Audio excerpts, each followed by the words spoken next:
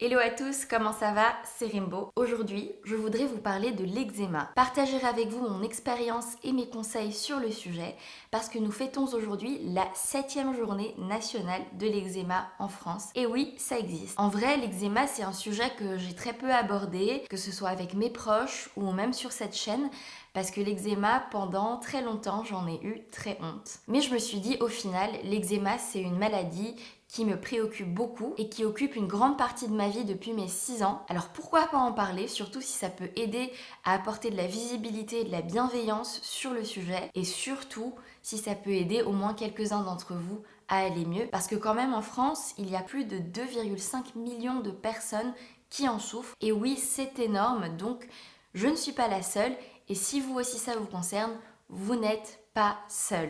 Donc en ce jour national de l'eczéma, j'aimerais vous parler de comment je vis avec cette maladie chronique et ce que j'ai fait pour en arriver à me faire prescrire le Dupixent, qui est aussi appelé Dupilumab. Tout d'abord, l'eczéma, c'est quoi? En 2 mots, c'est une maladie chronique de la peau qui survient à cause d'une inflammation suite à une peau sèche et poreuse qui laisse entrer les allergènes dans la peau et qui nous fait réagir. L'inflammation donne une envie très forte, mais même pas très forte, archi forte, de se gratter. C'est inexplicable cette sensation. C'est pire que les piqûres de moustiques tigres, c'est comme si je pouvais penser à rien d'autre qu'à cette envie folle de me gratter. Et quand je gratte cette sensation, ça fait vraiment du bien.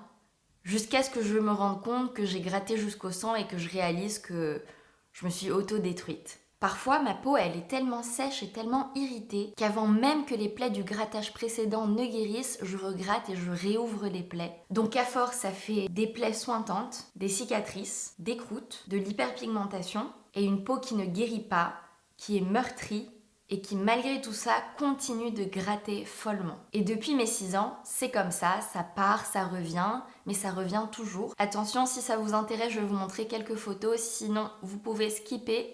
Voici les photos comme ça et comme ça.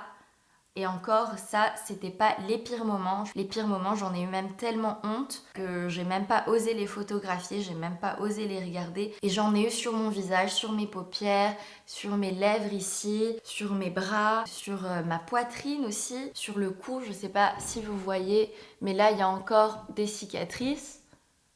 L'eczéma, ça bouge vraiment beaucoup, ça migre dans différentes parties sur le corps et vraiment c'est très embêtant parce que c'est très difficile de sortir avec des plaies sointantes, on dirait vraiment de la peau brûlée en fait. Et forcément, entre-temps, j'ai testé beaucoup de choses pour que ça aille mieux. Ma mère s'est donnée pendant mon enfance pour trouver le médecin, le traitement miracle qui pourrait me faire aller mieux. Et je dis pas le mot guérir qui est un grand mot, parce que l'eczéma, il n'y a pas de cure, il n'y a pas de recette, de solution miracle. Et c'est une maladie surtout qui reste pour l'instant très mal comprise. Donc parmi tout ce que j'ai pu tester, d'ailleurs que je vais expliquer dans une autre vidéo qui arrive bientôt, il y a des choses qui ont amélioré mon eczéma, il y a des choses qui l'ont empiré, il y a des choses qui ont rien fait du tout. Mais même si cette maladie, elle semble parfois s'apaiser comme maintenant, ou elle semble s'améliorer, c'est vraiment une question de temps avant qu'une crise ne refasse surface et vraiment que tout mon corps soit couvert de plaques. Vraiment, c'est comme des montagnes russes, quoi. Et j'ai l'impression d'avoir tout fait, tout essayé, tout acheté pour essayer d'apaiser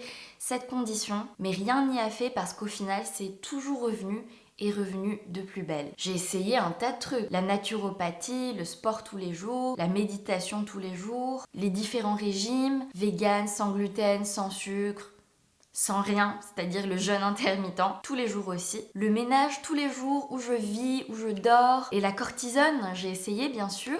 Et la cortisone, c'était une catastrophe parce que c'était une des pires solutions qui m'a été proposée parce que finalement, ça a empiré mon eczéma. Plus j'en mettais, plus ça revenait de plus belle après. Et en plus, j'étais complètement addict à la cortisone. Je m'en tartinais et ça me faisait presque plus rien. Mais je continuais et vraiment, j'ai complètement arrêté. Ça fait peut-être 4 mois que j'ai plus du tout utilisé de cortisone. Et je suis super fière d'avoir pu avoir cette amélioration sans utiliser de cortisone. Bref, vous avez capté, la liste est super longue des choses que j'ai essayées, mais en gros, mon eczéma est toujours revenu. J'ai consulté les meilleurs dermatos en Turquie et en Corée, et dans les deux pays, les deux dermatos m'ont dit il faut que tu aies des shots de Xolair. Donc j'ai essayé ça, j'ai eu 2 shots de Xolair à 1 semaine d'intervalle. C'était en Corée et c'était vraiment très cher, c'était pas remboursé.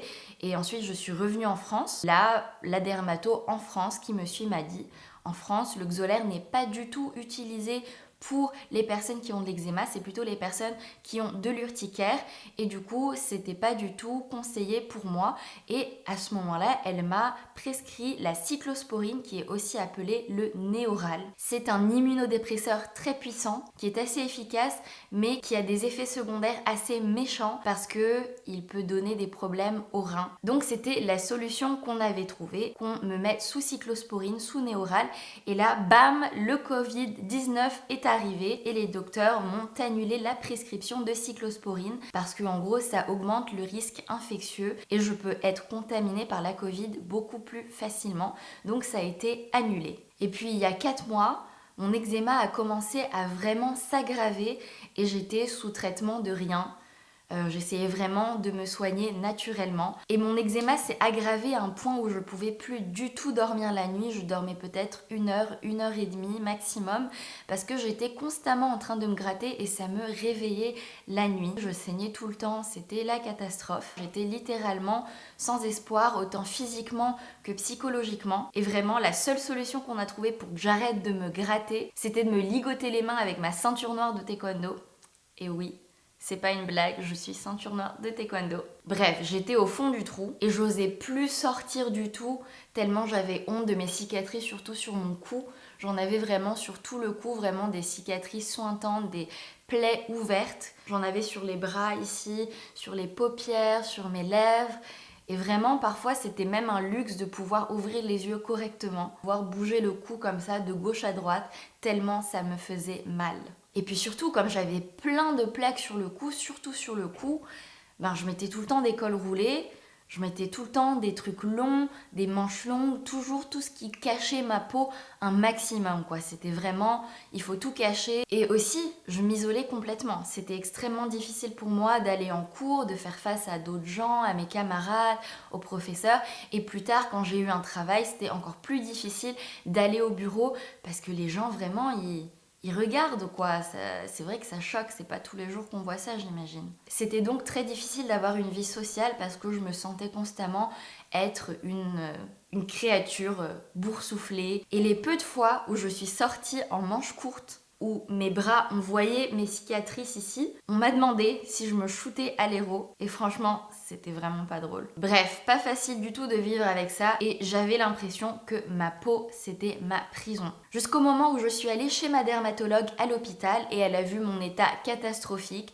elle a pris des photos, elle a tout documenté et elle a décidé de me mettre sous Dupixent parce que le Néoral n'était pas conseillé du tout comme je vous l'ai expliqué. La première injection fait environ 2700 €. Le Dupixent c'est un médicament qui coûte extrêmement cher à l'État.